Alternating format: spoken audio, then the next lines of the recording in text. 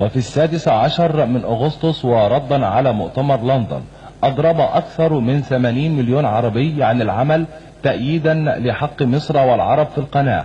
وتعمق هذا اليوم في ذاكرة رئيس وزراء بريطانيا أنتوني إيدن، حتى كتب في مذكراته يقول إن قناة السويس قد أصبحت قناة العرب.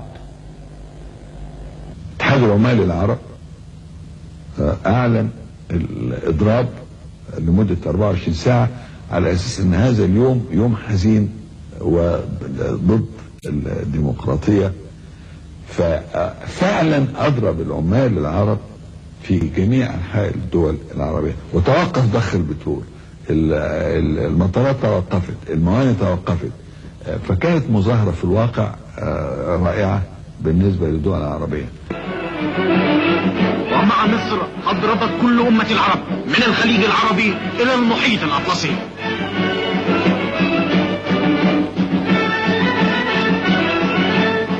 هذه هي الخرطوم عاصمة السودان الشقيق.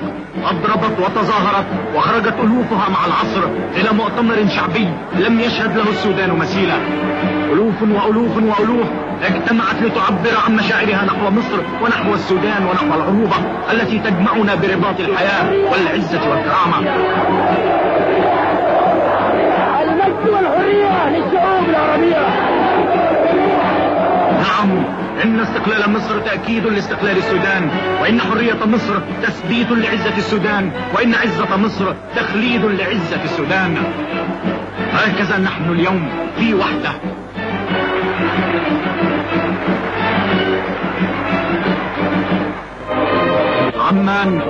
عمان عاصمة المملكة الأردنية الهاشمية.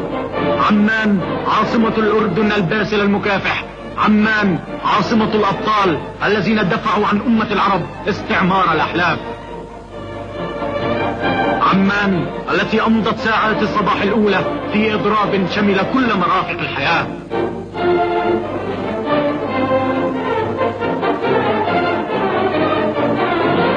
ومع الضحى تحول إضراب عمان إلى مظاهرات شعبية ضمت مختلف الهيئات والأحزاب والشخصيات. في كل شارع مظاهرة، وعلى كل لسان هتاف، ومن كل قلب قسم: الكل فداء مصر، الكل فداء فلسطين، الكل فداء العروبة.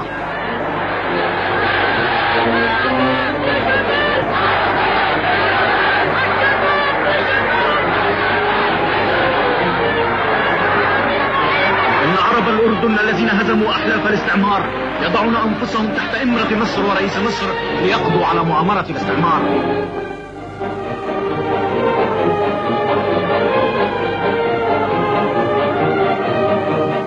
بيروت عاصمة لبنان، لبنان الحر. بيروت أكثر مدن العالم ازدحاما بالسكان والسيارات.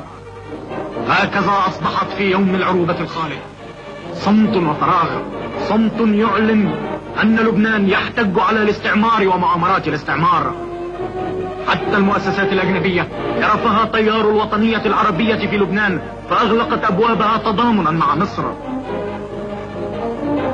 هذه بيروت، بيروت الصاخبة المليئة بالحركة، تبدو كمدينة خلت من السكان. فالكل في بيروت مضرب مع مصر، مع العروبة، مع العزة والكرامة. ولكن الكل أيضا في بيروت لا يكتفي بالإضراب لإعلان تأييده لمصر. الكل يريد السلاح، يريد الكفاح.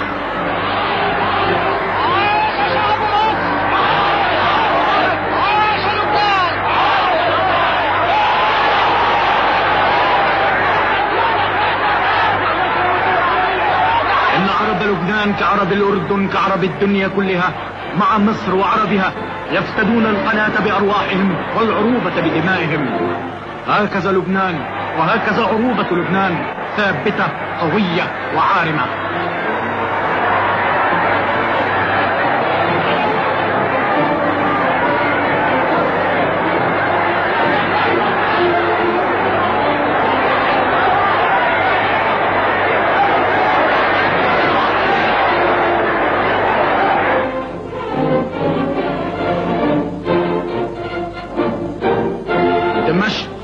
دمشق عاصمة سوريا الأبية. دمشق عاصمة الثورات العربية. انظروها في يوم مصر 16 من أغسطس وآب. الكل اليوم في دمشق مضرب مع مصر ومن أجل مصر، حتى البنوك الأجنبية. هكذا كانت دمشق في ساعات الخميس الأولى، سكون مروع مخيف بدأ ينقلب مع الضحى إلى عاصفة مدوية أخذت تجتمع لها كل دمشق في الطرقات المؤدية إلى سفارة مصر، تعاهد عروبتها ومصرها وجمال عبد الناصر على طرد الاستعمار وتحرير أمة العرب.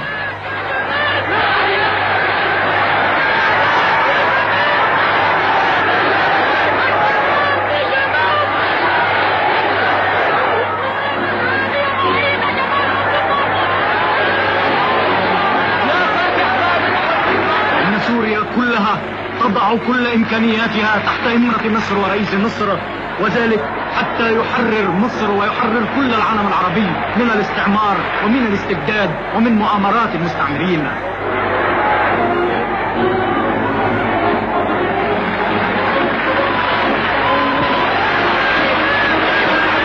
الكل يحمل صور جمال عبد الناصر، والكل يهتف لجمال عبد الناصر، والكل يفتدي جمال عبد الناصر.